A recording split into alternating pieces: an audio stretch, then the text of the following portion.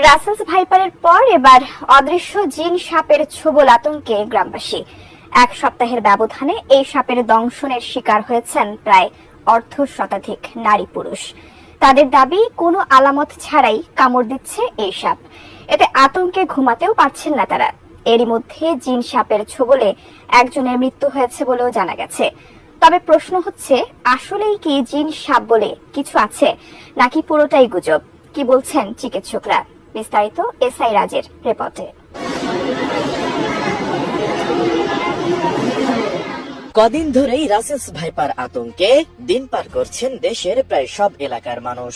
এর মাঝেই এবার নতুন যুক্ত হয়েছে অদৃশ্য জিন সাপ আতঙ্ক, যেই আতঙ্কে দিন পার করছেন যশোরের চৌগাছা উপজেলাবাসী। গত এক সপ্তাহ ধরে উপজেলার পাশাপল ইউনিয়নের রানিয়ালী গ্রামে অদৃশ্য কথিত জিন সাপের দংশনে অসুস্থ হয়ে পড়েছেন প্রায় অর্ধশতাধিক নারী পুরুষ। জানা যায়, গেল সোমবার একদিনেই ওই সাপের কামড়ে অসুস্থ হয়ে পড়েছেন একই গ্রামের 12 জন নারী, যাদেরকে পরে যশোর জেনারেল হাসপাতালে ভর্তি করা হয়। তবে চিকিৎসকরা বলছেন, অসুস্থ সবাই ম্যাস হিস্টেরিয়া ইনসেক্ট বাইট রোগে আক্রান্ত হয়েছেন। স্থানীয়রা জানান, গত 1 জুলাই রানিয়ালী গ্রামের আব্দুল হকের স্ত্রী রাবেয়া বেগম সাপের কামড়ে মারা যান।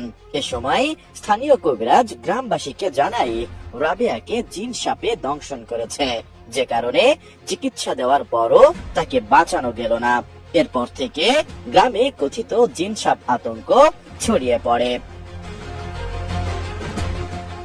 পরে স্থানীয় ইউপি সদস্য ও কবিরাজ আব্দুল মজিদ বলেন, আমি তো কারো চিকিৎসা দিতে যাচ্ছি না, সবাই আমার কাছে আসছে, আমি রোগীদেরকে হাসপাতালে যাওয়ার পরামর্শ দিচ্ছি।